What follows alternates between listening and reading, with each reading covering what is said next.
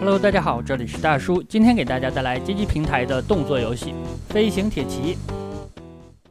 本作1992年由泰东出品。游戏的类型非常特别。开场的时候我没有说它是一款轻版动作游戏，因为这款游戏想通关的话，轻版不是必要的条件。这些杂兵在屏幕上待一段时间之后，会被主人公甩开。游戏一共2个角色可以选择，分别是1P 的伯恩·博维，还有2P 的基斯·贾格尔。但是咱们使用1P 的话，就只能使用伯恩了。2个角色的性能上没有差异，有一点像当年的双截龙。这款游戏还有一个特点，和双截龙如出一辙。后面到那里的时候，我再给大家介绍。游戏当中的补给不仅需要打出来，还需要去捡，而且这些补给品掉落在地面之后，也马上会被甩开，所以说你要在非常短的时间之内把补给品捡到。这款游戏要遵循一个原则，就是不要被敌方从2个以上的方向包围，因为这款游戏你可以向8个方向进行攻击，同理敌人也可以从8个方向向你包抄。来到了第1关的 BOSS 的绰号叫做鲁莽破碎机，主人公一行是赏金猎人。第1关 BOSS 的罪名是驾驶坦克进行抢劫，这也是下了血本了，但是坦克被主人公秒掉了。本关的 BOSS 最大的特点就是体重了，身高是3.84米，体重是283公斤。我觉得这个体型已经不用驾驶坦克了，他自己就是坦克呀。我血量下方的槽是我的怒气槽，黄色和绿色可以释放出旋风腿，闪光的话可以释放出一个全屏的攻击大招，伤害非常的高。这样第1关打完了，咱们拿到了赏金。每次 BOSS 出场的时候，你都能够看见他的资料，包括他的赏金情况。解决了坦克抢劫事件之后，来到了第2关，军事政变事件。大家注意屏幕的上方有一个速度的信息，在很多的场景当中，如果你贴近屏幕的前方，你的速度会变快；如果贴近屏幕下方的话，速度会变慢。但是我感觉这个速度对游戏的流程没有什么影响。捡到了对方的道具，除了这种短刀之外，应该还能够抢到斧子。斧子就是一个攻击范围比较远，但是攻击频率很低的一个武器了。这里有2个路线，可以选左侧和右侧。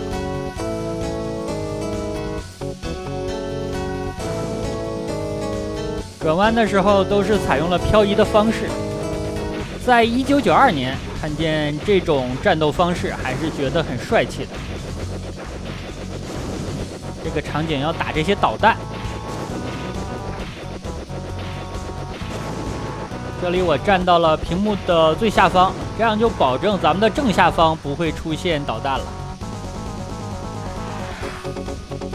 6个敌人，这里我要放超杀了。因为杂兵的时候，如果上来2、3个是无所谓的，但是如果一起围上来6个，就很容易被包夹了。年轻的时候突破包夹还是有一套的，但是现在面对敌方的紧逼就不是很好处理了。这里要躲水雷。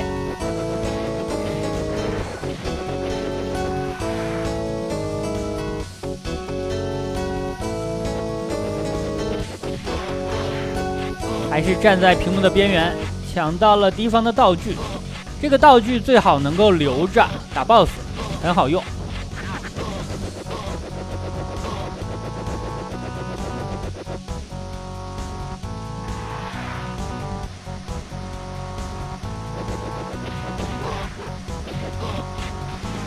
又抢到了一把，可惜敌方的枪咱们抢不下来。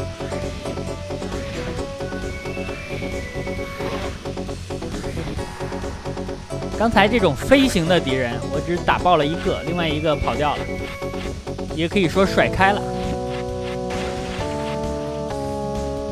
前方看见了一个巨大的在陆地行走的战舰。我想起了合金弹头的陆上航母啊。本关的 BOSS 战，阿普杜阿上校，就是他发动的政变，咱们手里的道具克制他。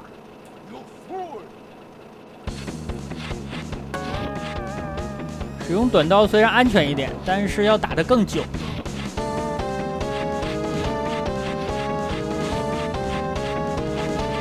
这个点不错。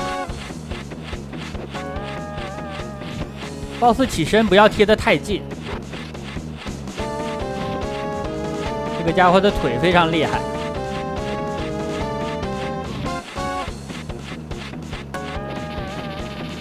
这里被踢了，但是因为没有倒地，所以说武器还是保住了。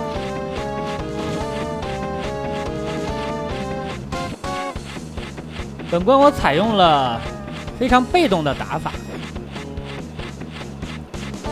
因为玩动作游戏的时候，我还是喜欢自己动的。我的气槽看起来差一点，但是转得很慢。不满的话，咱们也可以放旋风腿上。放气槽就是无敌的招式。好处是不消耗血量，不好的地方是没有气槽，你有再多的血也放不出来。一个旋风腿带走了。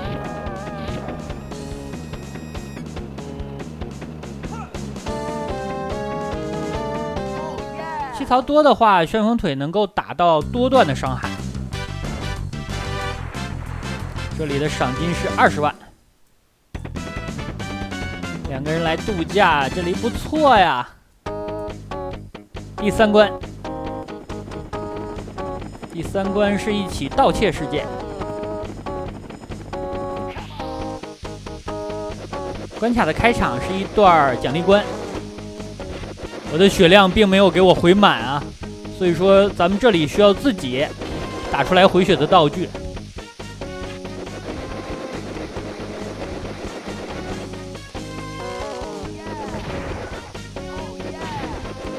一会儿会进行结算的，现在咱们是看不出来加了多少血量的，但应该是加满了。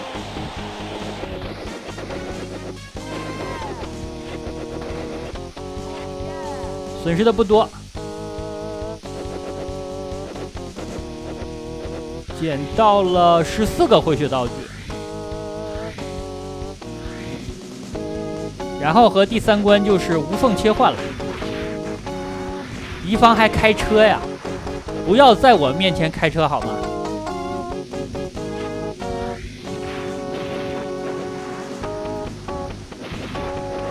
有4个家伙自不量力。这里出现了新类型的敌人，这个敌人最可怕的就是他的飞扑，我已经被扑中一下了。他的飞扑好像是有一定预判的，提前躲躲不开。捡到了棍子，我感觉棍子和短刀差不多。都是攻击的距离很近，但是频率很高。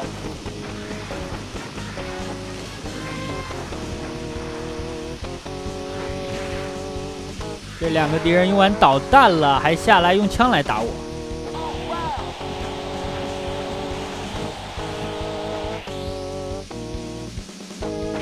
谁说滑着滑板不能起飞啊。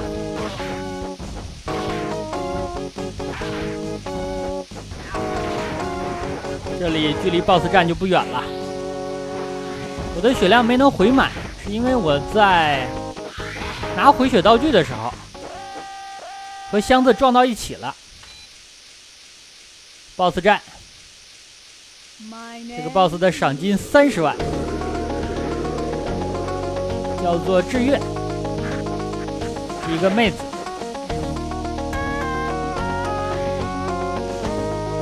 打完她之后，她是会加入的，因为后2关咱们要救出一个被绑架的妹子，再加上她，这样主人公2个人就够分了。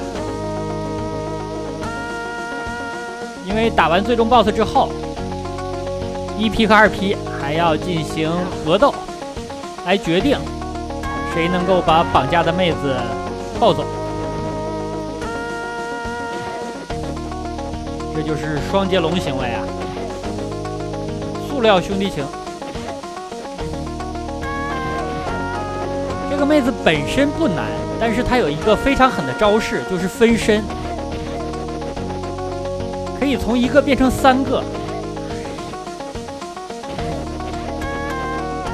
你如果是1个1个上的话，我还能够顶住，但如果3个一起来，难度就很高了。分身了，小心他的刀光。放了一个怒气槽，怒气槽满了的话就赶紧放。这里咱们最好是用跳跃攻击来打，在地面非常容易被砍。AB 的话是一个上勾拳，我用的很少。用了2次怒气槽，这样的话，他的分身没有了。果然3个一起上，持续不了多久啊。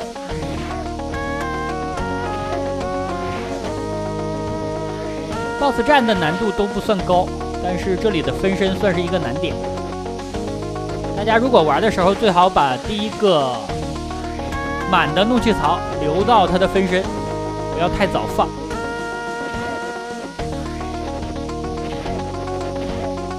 血量不多了，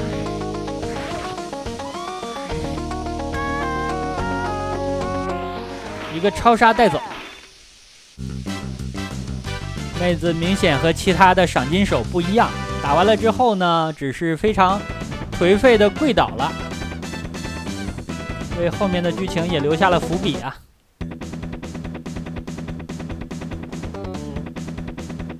第4关是绑架事件，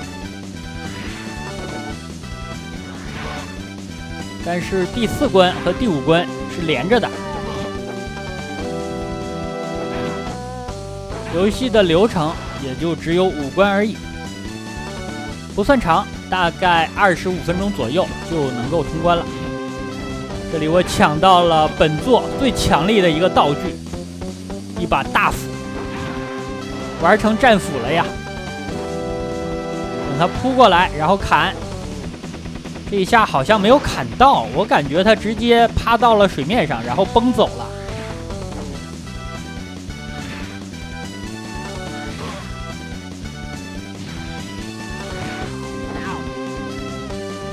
我被斩中了一斧，好疼啊！非常可惜，血量也没少掉，斧子也丢了。这里能打出回血的道具，但是我撞到了冰山上，感觉这一下赔了。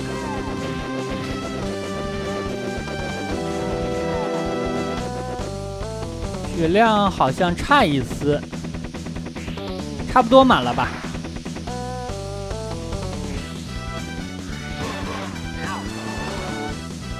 这里又挨了一枪，我感觉第4关开始，对面小兵的攻击力都很高。又是斧子，抢下来了。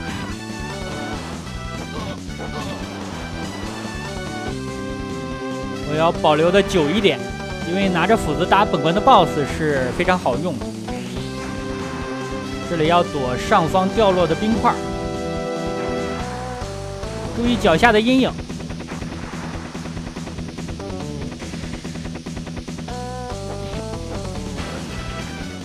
敌方的这种齿轮车看起来非常的先进，但是在游戏当中出场的机会有限。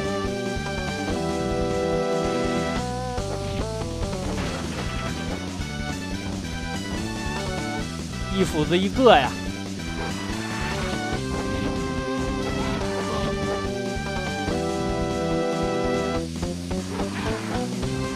他跳起来就砍。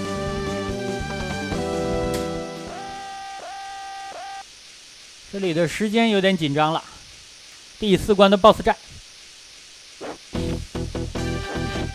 ，BOSS 绰号叫做博伊德战舰。这个家伙非常的特别，因为其他所有 BOSS 都是自己上来的，只有他带了2个小兵。但是他也算是比较讲武德了。小兵被清完之后，他才开始上。打这个家伙要小心他的跳跃攻击，落地之后再砍，基本上就能够打一个无伤。我这里插一句题外话。因为昨天录制的是洛克人 Zero， 大概是打了1/3的流程。那今天呢，我就需要歇一天了，因为昨天有小伙伴留言也说了，说看出以大叔的年纪玩洛克人 Zero， 玩到视频的程度需要练习好久。事实上也确实如此，我需要休息，感觉玩了25分钟左右的洛克人 Zero， 耗费了好几天的精气神啊！我觉得大家有的时候忽略了一个事实，就是我是一个人类啊，一个正常的人类，并不是所有的游戏拿过来我就能够玩得很好很流畅的，我也需要练习的，而且是比较长时间的练习。所以洛克人 Zero 系列可能中间会穿插其他的游戏。我录制视频，大家看，我感觉这就是很好的配合了。我尽量把游戏的视频录制的比较流畅，大家看视频的时候也别总想着要我老命就成了。这里马上咱们拐过一个弯，漂一次移，就来到了第5关。5关的难度主要还是在关卡的流程部分。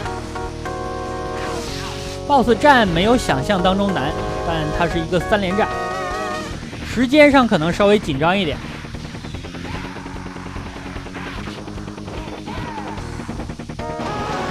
丢掉的斧子又捡回来了。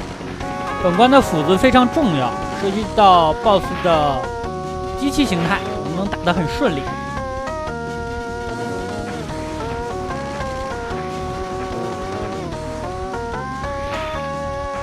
刚才以为把它甩开了呢。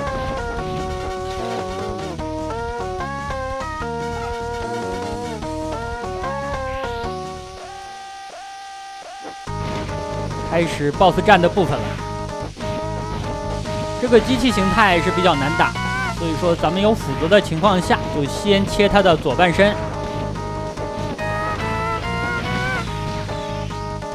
小心它2个机械臂，这里要找机会了。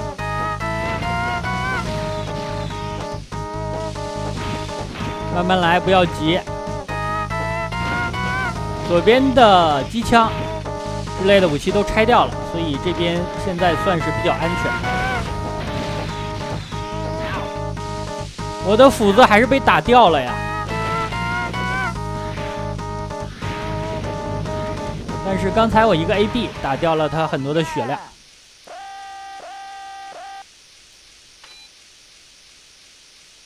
最终 BOSS 战开始了。这个家伙的绰号是教授，是恐怖分子的头目。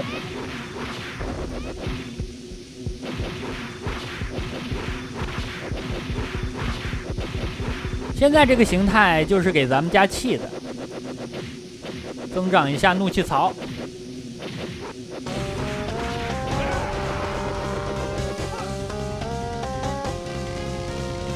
好的，正式开打。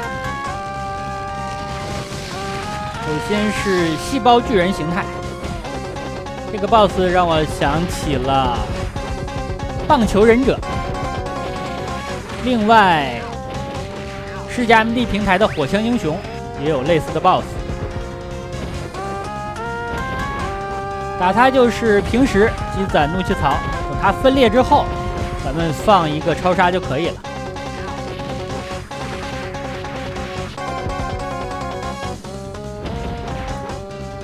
这个 BOSS 难度我感觉是最低的。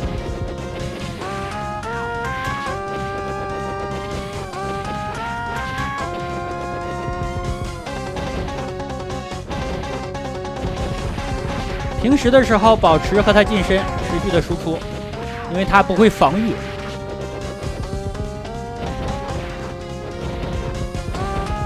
压制住的话，能够制止它出招。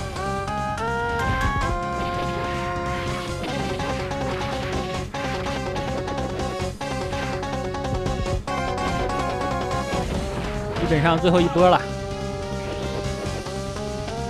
好了。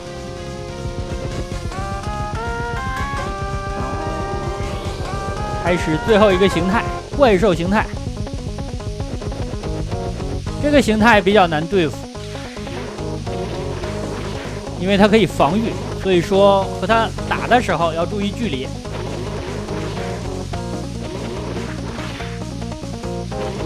最好是能够把气槽攒满，因为放大招的时候可以打它多段。喷火这招是最没用的。而且喷火的时候，其实可以把它打断的，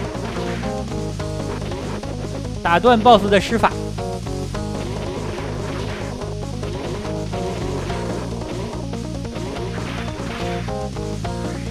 我已经很少向前冲了，但刚才也是被电到了。这个 BOSS 可能攻击力是所有 BOSS 里最高的了。他想要吐火，我的气槽满了，放一个，2段，伤害还可以。看他的血量应该是攒不满咱们的气槽了，所以后面如果气槽黄了，咱们就可以放 AB。好，这样的话就正式通关了。因为我是单人玩的，所以说不用和2P 进行竞争了。通关之后，大家可以看一下通关的画面。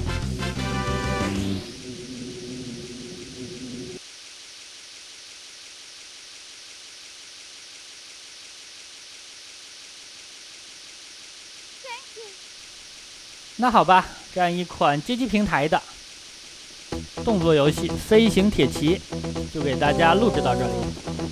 后面的通关画面大家可以自己看一下。感谢大家收看，咱们下个游戏再见。